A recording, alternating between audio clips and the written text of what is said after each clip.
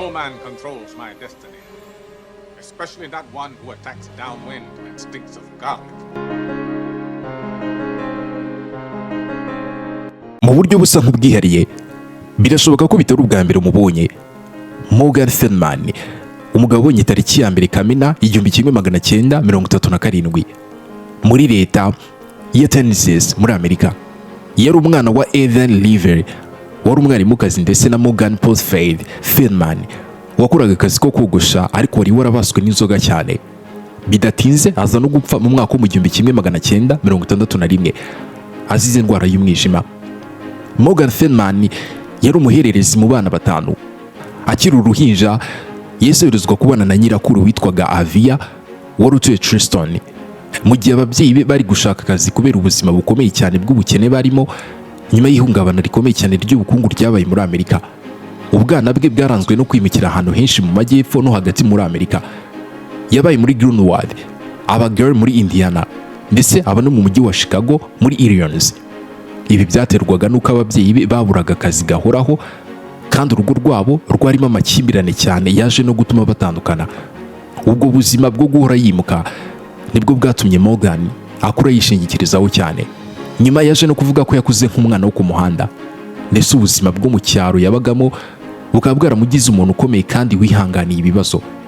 Nubwo yabaga kure, yakomeje gukunda cyane aho yakuriye ndetse n'umuryango we. Ikindi gitangaje, yize muri Bot Street, Greenwood, arangiza amashuri mu mwaka wa 1955 afite imyaka 12 y'amavuko. Yatsinze amarushanwa yo gukina ikinamico ku rwego rwa leta icyo gihe. Ni ibintu byagaragaje ko kare yari afite impano yo gukina. Amaze kurangiza amashuri yisumbuye, yinjiye mu gisirikare cya Amerika gikoresha indege z'intambara, kuko yari afite inzozi zo kuzaba umupilote w'indege z'intambara bitewe na filime z'intambara yakundaga akiri muto.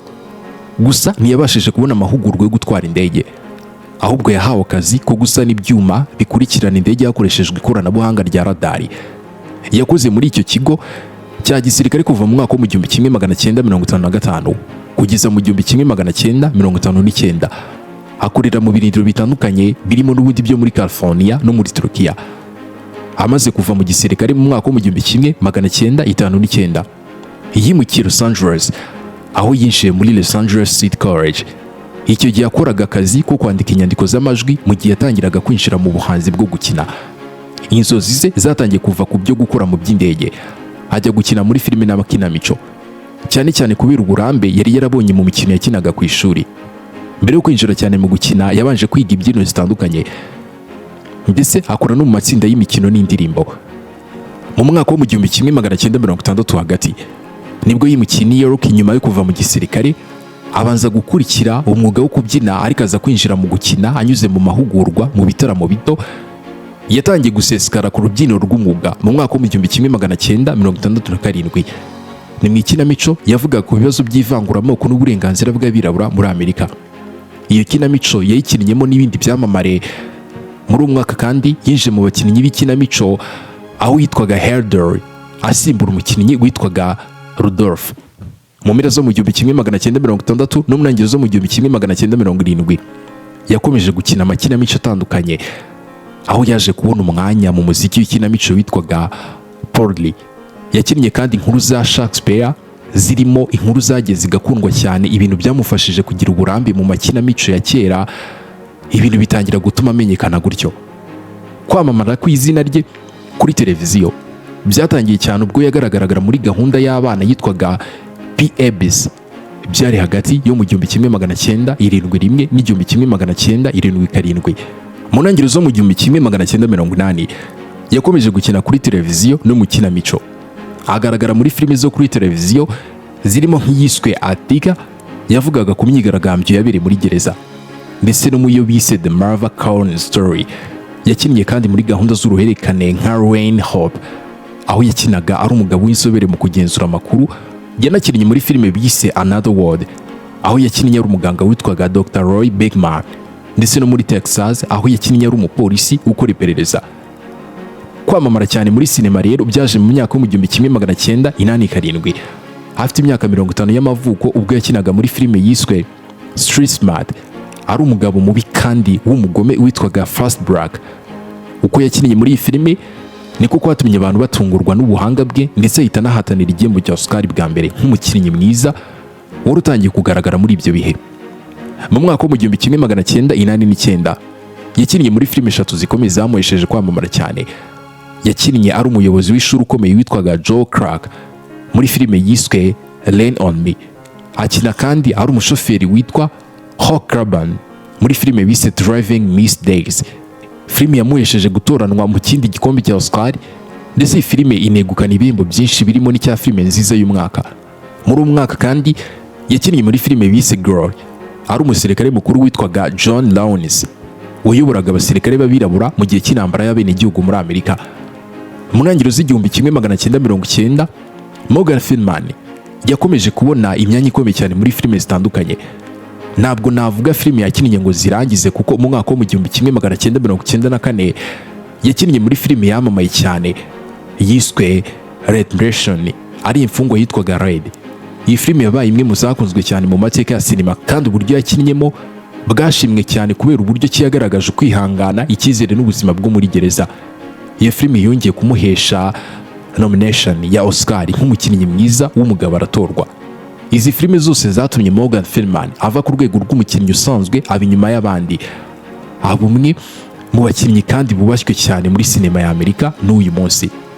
Nyuma y'izo filime amaze kwamamara cyane no gushima, mu mwaka wo mu 1994 Morgan Freeman yakomeje kugera ku rwego rwo hejuru muri sinema hagati yo mu 1990 kubera uburyo yakinnye neza muri izo filime zikomeye z'iperereza z'abiganjemo amayobera.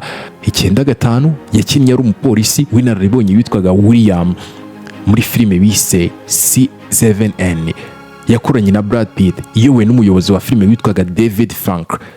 Iyo filime yavugaga ku bapolisi babiri bashakaga umwicanyi ruharwa wakoreshaga ibyaha 7 bikomeye bivugwa ko byari bishingiye muri Bibiliya. Uburyo Morgan Freeman yakinnye nk'umugabo uzi byinshi kandi ubona uburyo isi igenda yangirika mu buryo bw'imyitwarire busanzwe, ibi byashimwe cyane n'abakunzi ba sinema.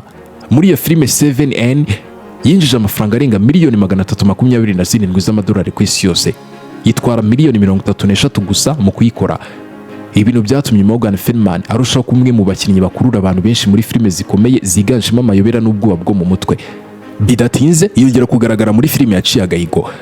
Byari mu mwaka wo mu 1998 akina ari perezida wa Amerika witwaga Tom Beck muri filime bise Deep Impact yavugaga ku kaga k'inyenyeri nini yari igiye kugonga isi. Muri iyo filime yagaragaje ubushobozi n'ubuyobozi bukomeye cyane ariko anerekana amarangamutima y'umuntu usanzwe ufite ubwoba n'intege nke nk'iz'abandi. Uko yakinnye muri izi filime zose byatumye akomeza gushimwa cyane ndetse anahabwa igisa nk'igihembo cyatumye atandukana n'abandi kubera ubuhanga bwe. Mu ntangiriro z'umwaka wa 2000 Morgan Freeman yatangiye kuva muri izi filime ajya no muri filime zisesa ndetse zirimo n'ibikorwa byinshi. Muri icyo gihe kandi Morgan Freeman yakinnye ari Imana muri filime bise Bruce Almighty. Byari mu mwaka wa 2003. Filime yasesaga abantu cyane kandi yinjije amafaranga menshi ku isi yose. Yakinnye kandi ari Lucas Fox muri Batman Beginning. Byari mu mwaka wo muri 2005 aho yakinnye ari umugabo ufasha Batman mu gukora ibikoresho by'ikoranabuhanga n'imigambi y'ubwirinzi. Yongeye gukina muri uwo mwanya muri filime yiswe The Dark Knight. Byari mu mwaka wa 2008, imwe muri filime zakunzwe cyane mu mateka ya sinema. Mu kiganiro cyo mu mwaka wa 2007 Morgan Freeman yigeze kuvuga ko isi ikwiye kugabanya gukoresha peteroli n'ibikomoka kuri yo ikagishaka ingufu zisukuye zitangiza ibidukikije. Yavugaga ibi mu buryo butari ubwa politiki ahubwo agaragaza ibikorwa bifatika abantu bashobora gukora ku giti cyabo. Yanagerageje kugira uruhare cyane muri politiki ya Amerika binyuze mu gutanga amafaranga no gutanga ibitekerezo ku matora, ivanguramoko n'imiyoborere. 2012 yatanze $1,000,000 y'amadolari mu gushyigikira Barack Obama ngo yongere atorwe nka perezida wa Amerika. Yanenze cyane imitwe n'abanyapolitike bamwe bo mu ishyaka ry'abarepublikani. 2017 nyuma ko Donald Trump atangira kuyobora Amerika, Morgan Freeman yavuze ko yumvaga ko igihugu kiri kujya habi nk'umuntu usimbutse ku rutare, ariko agaragaza icyizere ko Trump ashobora gukora neza nk'umuntu w'igihugu nyine. Ku birebana n'amateka y'abirabura muri Amerika, Morgan Freeman yavuze ko kenshi adashyigikiye ukwezi kwahariye kwiswe Black History Month. Mu kiganiro cya televiziyo cyo mu mwaka wa 2005 yigeze kuvuga ko amateka y'abirabura ari amateka ya Amerika yose, kandi ko kuyashyira mu kwezi kumwe gusa bituma abantu bakomeza gutandukanywa. Yongeye kubivuga 2023 ndetse na 2024. avuga ko amateka y'abirabura adakwiye gushyirwa ku ruhande kuko ari igice cy'amateka y'Amerika yose. 2020 mu gihe gahunda y'amatora ya perezida wa Amerika, Morgan Freeman yavuze amagambo muri video yasabaga abantu kujya gutora agira ati tora ubuzima bwacu bubashingirweho. Nubwo abantu bamwe bakwirakwije ayo makuru bavuga ko yashyigikiye Donald Trump mu mwaka wa 2024, ariko aya makuru yaje kugaragaza ko atari ukuri kuko nta gihamya yigeze bigaragaza. Morgan Freeman yashakanye inshuro ebyiri mu buzima bwe, aho yashyingiranywe bwa mbere na Janet Andre byari tariki ya 22 Ukwakira 1967. Bamaze imyaka 12 babana baza gutandukana mu mwaka wa 1979. Muri uru rugo babyaranye umukobwa umwe witwaga Morgan Freeman. Morgan Freeman yanareze umukobwa wa Janet yari yarabyaranye n'undi mugabo mbere y'uko babana nawe. Uwo mukobwa akaba yaritwaga Diana mbere y'uko n'ubundi ashakana na Janet. Morgan yari yarabyaye umuhungu nawe witwaga Alphonse Freeman byari mu mwaka wa 1959 hamwe n'uwitwaga Lisa Adekins. Nyuma Morgan Freeman yongeye gushaka umugore witwaga Colby byari mu mwaka wa 1984. Bamarana imyaka 26 ariko baza gutandukana mu mwaka wa 2007. Ubutane bwabo bwasojwe burundu mu mwaka wa 2010. Muri urwo rugo bariraga umukobwa witwaga Ethan Hines, wari umukobwa wa mwishywa w'uyu mugore we. Morgan Freeman yamureze nk'umwuzukuru we. Uwo mukobwa yamufataga nka sekuru. Mu mwaka wa 2015 umukobwa yishwe n'umusore bakundanaga, kandi icyo cyaha nta sano cyari gifitanye isano na Morgan Freeman. Morgan Freeman afite abana 4 afata nk'abe bwite.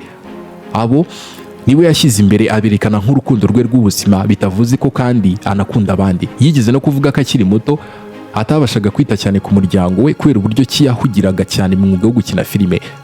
Ibintu byatumye amarana igihe gito n'abana be. Nyuma aza kuvuga ko yitaga ku buzukuru be, ibintu byamufashije gusubiza agaciro ku byo atabashije gukora neza nk'umubyeyi. Ku ya 27 Kamena 2008 Freeman yigeze gukora impanuka ikomeye y'imodoka hafi ya Creston. Yari atwaye imodoka yo mu bwoko bwa Nissan Maximi yo mu mwaka wa 1997, ariko aza kubura ubushobozi bwo kwigenzura. Yavuye mu muhanda irenga inshuro nyinshi. Yari kumwe n'umugore bakoranaga witwaga Mary, nawe wakomeretse ariko ubuzima bwe ntabwo bwigeze bujya mu kaga. Morgan yakomeretse cyane ku kuboko kw'ibumoso, ku rutugu no ku nkokora, ndetse imyakura ye irangirika bikomeye. Abatabazi bamukuye mu modoka bakoresheje ibikoresho byihariye, anajyanwa mu ndege, aho yahise abaga ku kuboko no ku kiganza. Nyuma Morgan Freeman yavuze ko impamvu y'impanuka yatewe n'indwara y'umutima ituma umutima utera nabi, maze atakaza ubwenge igihe yari atwaye imodoka. Nyuma y'impanuka abaganga bamushyizemo akuma gafasha umutima gutera neza. Ibi byatumye areka imwe mu myidagaduro yakundaga cyane, wo kugenda mu bwato. Yongeye kubagwa inshuro zitandukanye kugira ngo abaganga bongere kugabanya ububabare bw'imyakura yangiritse ku rutugu, ariko ntibyashobotse ko akira neza burundu. Iyi mpanuka yatumye agira indwara idakira itera ububabare mu mubiri hose ndetse n'umunaniro ukabije. Mu kiganiro cya 2010 yavuze ko imyakura ye itigeze ikira neza, ko kandi ukuboko kwe kw'ibumoso kwabyimbye cyane. Nubwo atakize neza burundu, yasubiye ariko mu mwuga wo gukina filime nyuma y'amezi make akora imyitozo yo kwa muganga. Mu kwezi kwa Nyakanga 2023 Morgan Freeman yafashwe n'indwara yandura bituma asiba urugendo rwo kwamamaza ibikorwa bye mu burengerazuba, ariko nyuma aza gukira asubira mu kazi. Ubu mu mwaka wa 2026 n'umugabo w'imyaka 88, kandi aracyakora ibikorwa bitandukanye muri sinema, ndetse agaragara no mu birori bitandukanye bya Oscar, yambaye agapfuko ku kuboko kwe gufasha kugabanya ibibazo by'imyakura yangiritse. Yakuriye mu muryango w'Abakristo, ariko amaze gukura yatangiye kutemeranya n'imyemerere ya Gikristo n'amadini. Yavuze ko ari umuntu ushidikanya cyane ku myemerere y'idini. Mu kiganiro cyo mu mwaka wa 2016 avuga ko abantu ari bo bihimbiye igitekerezo cy'Imana, ko kandi yivuze ko yemera Imana, kandi ko yavuze ko yemera Imana bashaka kuvuga ko yemera ubushobozi buri muri we ubwe. Ati ntekereza ko abantu ari bo bahimbye Imana. Ati niba nemera Imana kandi nkabanyemera, ni ukuvuga ko nanjye mfite ubwo bumana muri njye. Ibi byagaragaje ko Freeman yemeye ko buri muntu afite igihe cy'ubumana muri we, aho kwemera inyigisho z'idini runaka. Yigeze kuvuga ko muri twese harimo akantu k'ubumana. Freeman yanakoze ibiganiro byinshi byavugaga ku madini atandukanye mu isi muri gahunda ya televiziyo yitwaga The Story of God with Morgan Freeman. byari hagati ya 2016 na 2019. Muri iyi gahunda yagaragaje ko ashishikajwe no gusobanukirwa uburyo abantu bemera ibitandukanye aho kwemera ko idini rimwe ari ryo kuri gusa. Avuga ko amadini yashyizweho kugira ngo afashe abantu kubana no kugira umuryango umwe aho kubatandukanya. Mu gihe yakoraga ibyo biganiro yavugaga kuri gahunda cyane z'imyemerere ya kera y'abaperesi yitwaga ziyozalisme, yigishaga intambara hagati y'icyiza n'ikibi. Mu mitekerereze ya Morgan yagaragaje ko umuntu adashobora gutekereza uburyo yaba hatabaho ibintu byerekanye ko yemera ko hari igice cy'ubuzima gikomeza kubaho mu buryo runaka. Akunda kuvuga ko ibyo umuntu yemera ari uburenganzira bwe bwite ko kandi adakwiye kubwirwa ko yibeshya. Yigeze kuvuga ati icyo nemera ndacyemera, icyo wemera sinavuga ko ari ikosa. Iyi mitekerereze yagaragaje cyane mu biganiro byinshi yavuze muri filime n'inyandiko zivuga ku bumenyi n'isanzure, aho yagaragaje ko akunda gusobanukirwa ibintu hakoreshejwe ibimenyetso bifatika kurusha ibisobanuro by'amayobera cyangwa se iby'idini. Mu kwezi kwa Gicurasi 2018 ikinyamakuru CNN cyasohoye inkuru yavugaga ko abagore 8 bakoranye na Morgan Freeman bamushinje imyitwarire mibi ishingiye ku busambanyi no kubangamira mu buryo bw'imvugo n'imyitwarire. Hari n'abandi bantu 8 bavuze ko babonye cyangwa se bumvise ibikorwa byavuzwe muri ibyo birego. Byavuzwe ko ibi byabiri hafatirwaga filime mu bikorwa byo kwamamaza filime ndetse no mu kigo cy'ikorwa rya filime cyitwaga Revelation Entertainment. Abamushinjaga bavuga ko yakundaga kuvuga amagambo atuma abagore bumva batabwishimiye cyangwa se batishimiye uburyo bambaye cyangwa uko imibiri yabo imeze. Kubareba igihe kinini mu buryo bwatumaga batamererwa neza ndetse rimwe na rimwe gukora ku mibiri yabo atabiherewe uburenganzira. N'ibi byabangamiraga benshi. Umwe mu bagore yavuze ko yakoranaga nawe nk'umufasha mu gutunganya ibikorwa bya filime. Yavuze ko mu mwaka wa 2015 Morgan yamubangamiraga hafi buri munsi mu gihe cy'amezi menshi, harimo no kumusaba gukuramo umwambaro kugira ngo bafate ifoto no kumubwira ko gutwita byatumye agaragara nk'aho atari muto kandi atagifite umubiri muto nk'uwa mbere. Undi mugore yavuze ko mu mwaka wa 2017 ubwo bamamazaga filime bise Going in Style, Morgan Freeman yamubashije niba afite umugabo ndetse anabaza nimero y'icyumba cya hoteli yabagamo. Tariki ya 24 Gicurasi 2018 umuvugizi wa Morgan Freeman yasohoye itangazo avuga ko uwo mukinnyi atibuka kuba yarigeze asaba umugore kuzamura ijipo ye, kandi ko mu buzima bwe bwose bwo gukorana n'abantu benshi yakomeje kububaha. Avuga ko kandi hari n'abantu bumvise batameze neza kubera amagambo cyangwa se imyitwarire ye, ibi ngo nabyo abyicuza, ariko anavuga ko uburyo inkuru yatanzwe butari bwo neza. Bukeye bwa Morgan Freeman ubwe yasohoye ubutumwa avuga ko ari ngombwa kumva ko abantu bavuga uko bababajwe, ariko ahakana ko yaba ari umuntu uhiga abagore cyangwa se abakoresha nabi. Yavuze ko yahoraga yubaha abantu kandi asaba imbabazi abantu bose baba batarigeze bumva ko batamwishimiye batanishimiye imyitwarire ye. Hari bamwe mu bantu bakoranye na Morgan bavuga ko amagambo ye yabaga ari urwenya rusanzwe rw'umuntu ukuze kandi usanzwe akunda gusabana. Umwe muri bo yavuze ko Freeman yari azi neza ko igihe ageze ku murongo hari ahantu atagomba kurenga. Nyuma y'ibi birego sosiyete ya Visa yahise ihagarika kwamamaza ibikorwa byayo byakoreshwagamo Morgan. Nubwo byateje impaka zikomeye cyane, nta rubanza rw'ubushinjacyaha cyangwa se ikirego cyagejejwe mu rukiko cyakurikiyeho. Ijwi rya Morgan Freeman ryakomeje kugira uruhare rukomeye cyane muri filime mbarankuru n'ibiganiro byigisha abantu amateka na siyanse n'ibidukikije. Yavuze amagambo akoreshwa cyane muri filime mbarankuru zirenga 20 zirimo izavugaga ku basirikare b'abirabura bo muri Amerika barwanye mu ntambara ya kabiri y'isi yose ndetse n'izivuga ku bushakashatsi bwa siyanse, indwara ya kanseri n'isanzure ry'ikirere. Yanavuze ku bitekerezo byinshi by'ivanguramoko muri Amerika, yamaganye cyane igitekerezo cyo kugira ukwezi kwihariye kw'amateka nigeze kuvuga y'abirabura. Avuga ko ari igitutsi kuko bitandukanye amateka y'abirabura n'amateka y'Amerika yose. Kamateka yari amateka y'Amerika ko kandi abantu bakwiye kureba igihugu nk'umuryango umwe aho kugabanya abantu mu byiciro by'amabara cyangwa se inkomoko. Uruhare rwe mu kurengera ibidukikije, uburinganire n'ubutabera ndetse n'uburyo yakinnye nk'abantu bafite ubushobozi n'ubwenge nka Nelson Mandela cyangwa se agakina yiyitirira Imana muri filime zitandukanye byatumye Morgan Freeman afatwa nk'umuntu wagize uruhare rukomeye cyane mu gutuma abantu batekereza ku mateka, ubumwe bw'abantu n'ubushobozi bwa muntu bwo guhindura isi. Wari umuzi bingana iki? Mureke dusubire mu biganiro by'ubutaha.